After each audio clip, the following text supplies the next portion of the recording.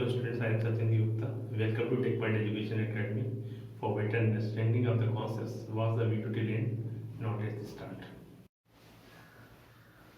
Hello students, class 11th में जब हम शुरुआत में आते हैं तो एक शब्द हमारे सामने आता है डेरिवेटिव। अक्सर हम जब फिजिक्स पढ़ते हैं तो हमारे सामने वर्ड आता है डेरिवेटिव, जिसके बारे में हमें पहले से नहीं पता होता। तो आज की वीडियो में हम डिस्कस करेंगे कि ये डेरिवेटिव क्या है और इसका फिजिकल सिग्निफिकेंस क्या है। ये हम पहले आज की वीडियो में सीखते हैं। चलिए शुरू करते हैं। तो आज हम सीखने जा रहे हैं डेरिवेटिव के बारे में।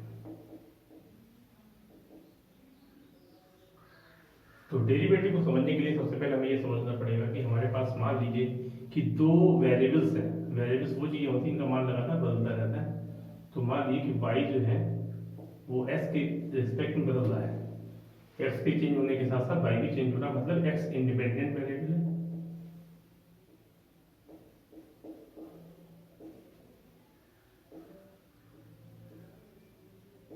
और y इसके ऊपर डिपेंडेंट है। y एक डिपेंडेंट वेरिएबल है।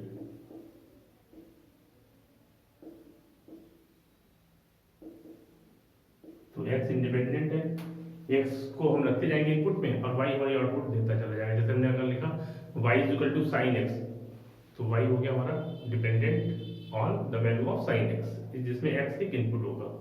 तो अब हम अगर इसका ग्राफ प्लॉट करें तो मान लीजिए कि हमारा फंक्शन का जो ग्राफ है वो कुछ इस तरह का आता है। ये हमारी x एक्सिस है, ये हमारी y एक्सिस है और ये ओरिजिन है। और मान लीजिए फंक्शन का ग्राफ कुछ सपोज इस तरह का है। तो ये हमारा y इक्वल टू fx का ग्राफ आ गया। अब हमने क्या किया, डेरिवेटिव को समझने के लिए ग्राफ के ऊपर एक पॉइंट लिया है। जैसे हमने p लिया x, y। तो इसका मतलब क्या हुआ कि अगर हम यहाँ से परपेंडिकुलर प्लॉट करें तो ये डिस्टेंस हमारी होगी x,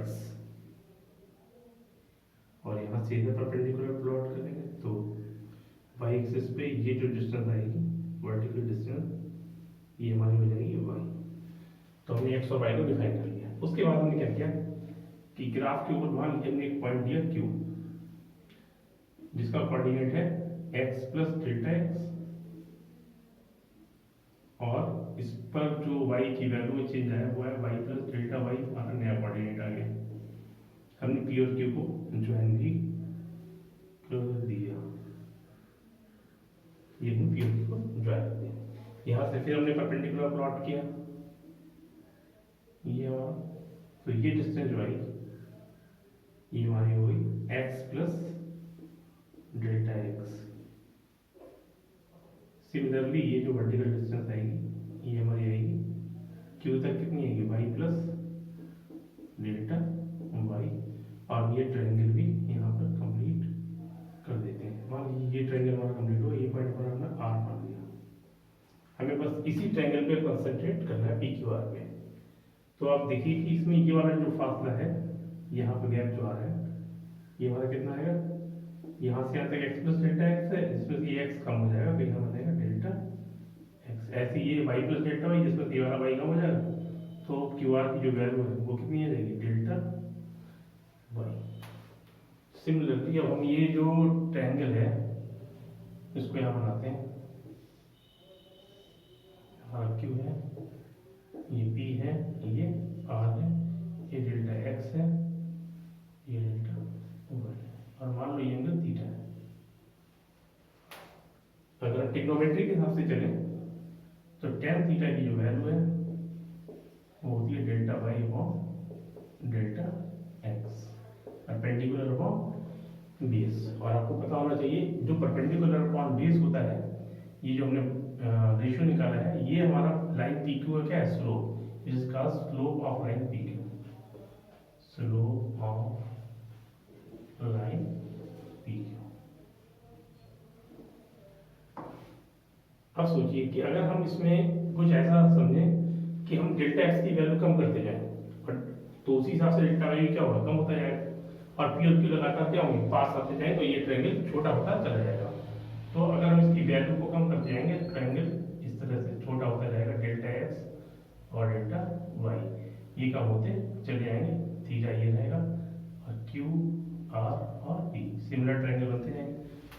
छोटा हो जाएगा, पी और क्यू क्या होंगे, पास आते चले जाएंगे।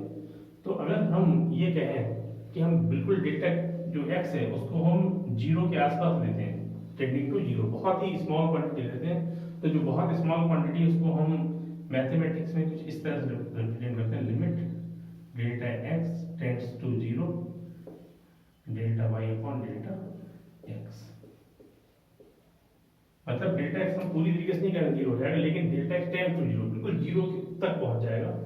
तो ये हमारी जो limit delta x tending to zero, इसको हम अदर वर्ड्स में dy ओवर dx भी कहते हैं, सिंबॉलिकली इसको dy ओवर dx भी कहा जाता है। तो ये जो dy ओवर dx है इसकी वैल्यू देखते हैं क्या आएगी। देखिएगा इस एक्सप्रेशन को हम आगे जो सॉल्व करेंगे तो आएगा limit delta x tends to zero, delta y को लिखेंगे y plus delta y minus y, change कर देंगे, और अपॉन डेल्टा एक्स। फिर थोड़ा सा और इसमें चेंज लाएंगे तो हमारा आएगा limit delta x tends to zero f of x plus delta x minus f x upon delta y plus delta y, जो ये वैल्यू आ रही है ये कब मिल रही है, जब हम इनपुट में एक्स प्लस डेल्टा एक्स रख रहे हैं। Y plus delta y is a function of x plus delta x. तो ये जो हमारा आया, अब आप समझिए कि जब ये दोनों पी और क्यू पॉइंट बिल्कुल एक पास आ जाएंगे, बिल्कुल एक पास आ जाएंगे, तो ये ग्राफ का केवल एक पॉइंट बनकर रह जाएंगे। ग्राफ जो होगा वो ये जो पी और क्यू उसको एक ही पॉइंट पर शो होगा। तो जब एक ही पॉइंट पर शो होगा हमारा ग्राफ, तो ग्राफ हमारा कुछ ऐसा टर्म हो जाएगा। देखिएगा ये पी और क्यू पॉइंट जो है वो कंडेंस हो जाएंगे एक ही पॉइंट पे, और ये जो लाइन आ रही है ये लाइन कुछ इस तरह से अब आएगी।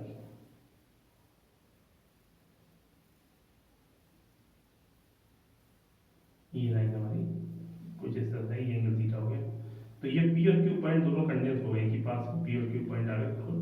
तो ये हमारा क्या रहेगा, स्लोप जो आया वो ग्राफ का स्लोप बन जाएगा एट ए पॉइंट। जो भी एक लाइन का स्लोप आ रहा था वो ग्राफ का स्लोप बन जाएगा एट ए पॉइंट। तो इसलिए हम इस एक्सप्रेशन जो हमने dy ओवर dx की वैल्यू निकाली है, इस एक्सप्रेशन को कह सकते हैं slope of graph at A point.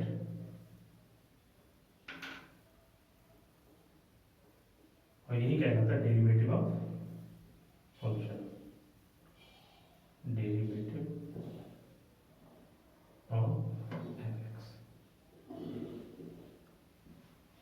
So this was how we have shown what is the meaning of derivative. We have shown the derivative of a function is nothing but its slope at a certain point. So I think you have now well understood what I have taught.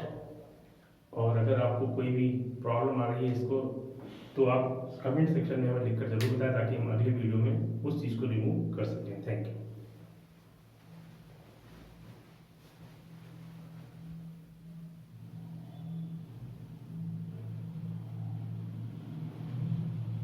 I hope you have now understood what I taught. For further queries and to get videos on your desired topic, please let me know in comment section. I will soon be with you with your desired video. Thank you. Please do like, share, and subscribe for future updates.